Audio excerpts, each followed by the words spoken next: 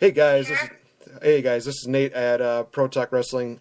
Before we get started, I needed to address something. Lately, we just had another terror attack happen in Brussels, and I would like to wish all the families, everybody in Brussels, best of wishes, deepest condolences to those who have lost loved ones there. Truly a scary and very cowardly thing that these people do. But right now, guys, we need to show these guys support. So for those of you in Brussels, best of supports from all of us here in America. And let's take these guys down.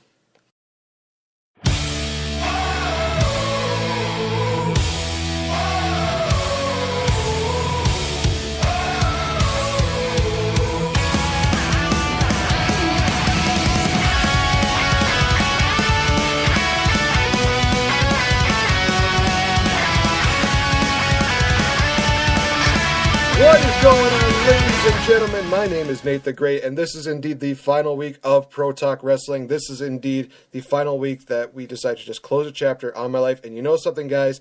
I promised you something star-studded, and you can't get more star-studded than this. We have the Glasgow Badass, WhatCulture.com's own Susie Kennedy. Wait for it. Kennedy! Thank you so much for joining us here today. Thank you for that amazing introduction. There's definitely been a lot of people who have picked up on the Kennedy thing. Well, That was the bane of my childhood. Oh, man. All right. So it is good to have you on here, the master of the Cesaro section. Going to talk a little bit more about that in just a bit. Also, a lot of things that have gone on with your career, things that have been going on with wrestling. Going to get more into that. And guys, feel free to leave your comments here in the chat. We are going to take some live questions here on Spreaker.com. And be sure to, guys, to just tune in. This is going to be an awesome show. So, you know something? Cutting the BS. Let's get right into it. Tell us a little bit about, some of your, basically, who is Susie Kennedy? What can you tell us about the woman behind the Cesaro section? Wow, well, that's quite a fully loaded question from the get-go. Well, I am a lifelong wrestling fan. I started watching wrestling when I was about maybe 9 or 10 on a black and white television watching WCW. Basically, watched wrestling my whole life and then sort of fell away from it when I was about my late teen years, probably between the ages of about 16 to 18, and then fell back into it again when I turned 21, when I got invited to ICW for the first time by my friend Mark Dallas. And basically, from then on, I was hooked, line and sinker. Loved wrestling again, totally invested in it. Also, I am a communication, advertising and public relations student. I'm currently in the middle of doing my degree in my honours year, so it's dissertation year, which is really difficult. But with having that degree and that knowledge sort of was the catapult for me to get involved in wrestling and to get involved in it in a different capacity than just being a fan.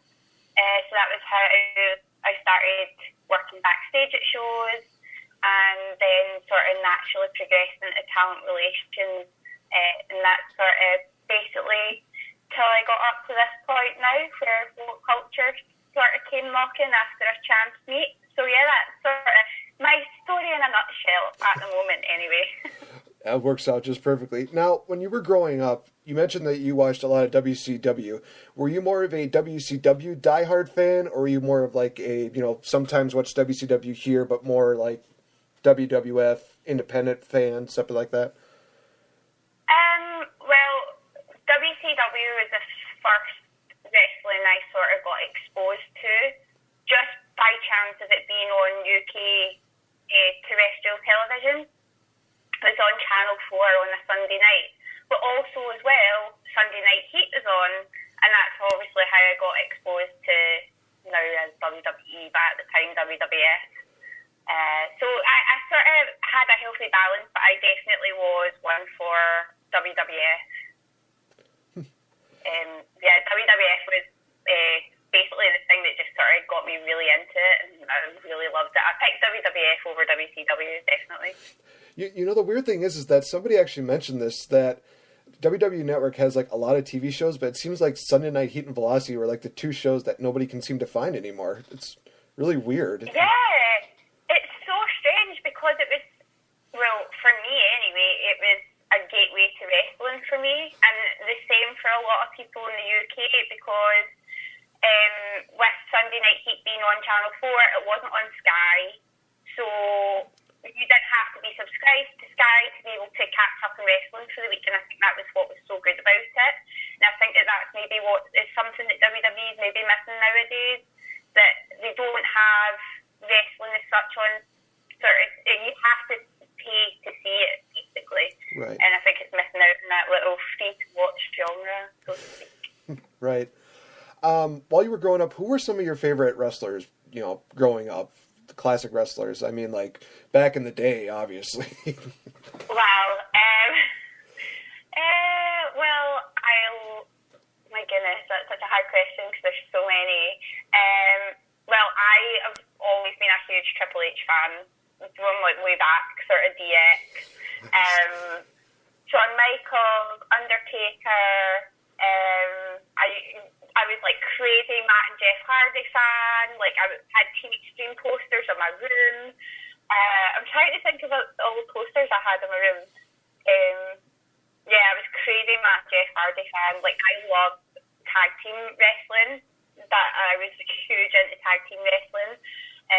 So sort of Edge and Christian, the Dudleys, sort of that era. Like I really loved, and then I also loved when it was Triple H and Stone Cold as a tag team, and yeah, I really loved tag team wrestling. I felt like it was so much more exciting at times than what singles wrestling was. Actually, it's pretty crazy. Speaking of tag teams, they got one of the biggest tag teams going into the Hall of Fame this year, the Fabulous Freebirds. Michael Hayes, of course, going to be accepting that. How excited are you for that? I mean, the Freebirds are the guys that just created. It's crazy. It's sort of one of these things that's it's overdue. I definitely agree. It's crazy. It's overdue. It should have happened a long time ago, but it's really good that it's happening, and it's going to be this year, and it's obviously a really exciting year to be. I think it's really like a good homage to tag teams, especially right now where tag team action is really starting to sort of pick up again.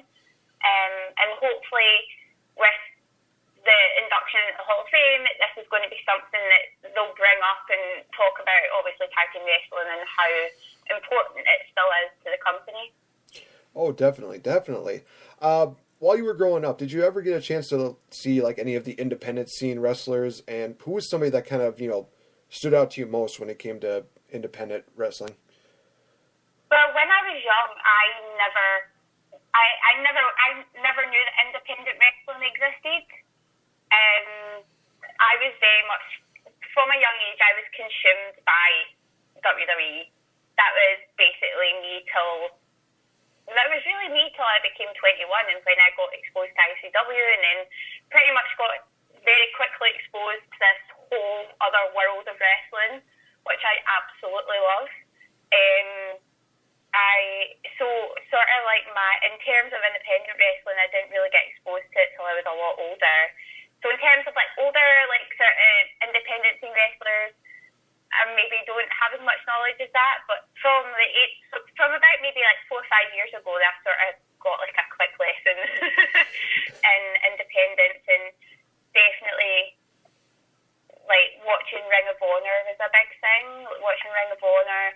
And then obviously TNA was kind of having its sort of indie phase at that point. It was like a good phase. It had just been sort of phasing out and going into the sort of shit that it is now. Right. Right. Which is unfortunate because I like TNA. I love TNA. I watched it for many years. But I sort of watched it when it was the AJ Styles, the Chris Sabin, the Alex Shelley, Samoa Joe, I'm trying to think who else I was crazy for, Christopher Daniels, sort of all that sort of really awesome sort of TNA bubble that to me sort of was I would say maybe that was my first exposure to independent wrestling, right. Really. It's probably TNA.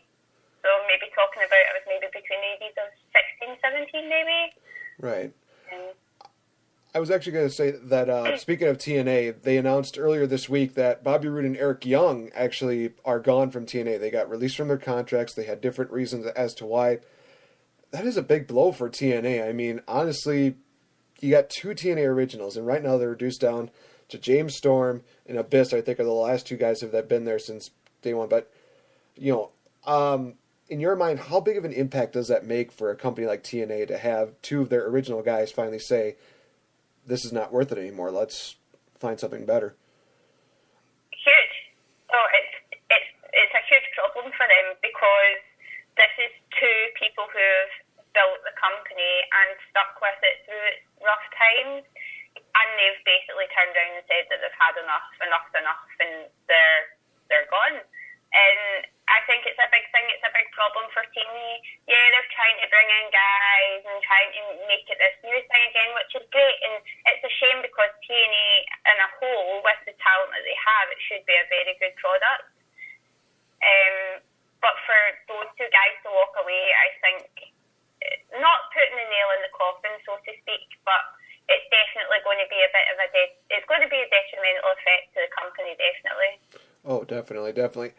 Now, you also mentioned that you did a lot of backstage deals at wrestling events. How did that all start?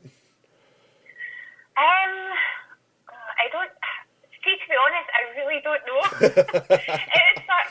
It was sort of a thing where you get to know people, and then you're being nice, and you go, "Oh, do you need a hand?" So it's sort of one of those things that sort of naturally progressed, and I never ever really thought that wrestling could be some sort of career for me, or even part-time job or anything like that. It just sort of all seemed to just naturally just progress and fall into my lap. So it started off, I'd help some people here and there, and then when it came to light about the degree and the skills that I have, and the more that people began to trust me, it sort of was that thing, the more responsibility I was given. And trust is a big thing in independent wrestling. If people don't trust you, you won't get anywhere. But if there's a trust there, then and as long as there's trust and you work hard, you can do pretty much anything. I think I've always had that mentality of you can do whatever you want. But I've been really lucky, and the fact that I'm a hard worker helps as well. But I've worked for, I'm trying to think of all the companies that I've worked for. I started helping out at SWE, which is and I've been there to Discovery Wrestling, which is in Edinburgh, Reckless Intent, which is a family-run promotion in Livingston. I also like to go down to Southside whenever I can get a chance to go and sort of hang out there and sort of help and run about there, which is down the south of England. And then also I worked on the 5-Star Wrestling Tour as well. So that was a big job. That was definitely a full tour of running about and being stressed and crazy and looking after all the boys and making sure they had everything that they needed, and press were happy because that's a big part of the job as well.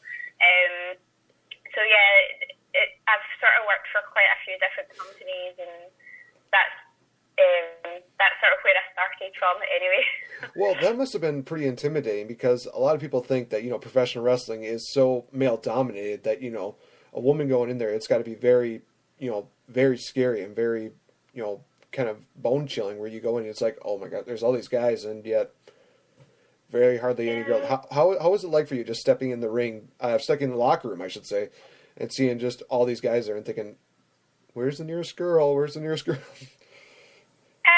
Well, I suppose I've been lucky in the sense that I've been surrounded by really strong women wrestlers. There's always women there, which I'm really lucky for. But there has been times where you walk into a locker room and it's all males. And to be honest, I've never ever let that faze me, because I've always been sort of strong in my own character, and I'm a bit of a tomboy. I've always been a tomboy, so I've always got on, I would say, better with guys and girls. Like, I grew up watching sports and wrestling, and so sometimes girls didn't really gravitate towards me very well because I was a bit different and like sort of more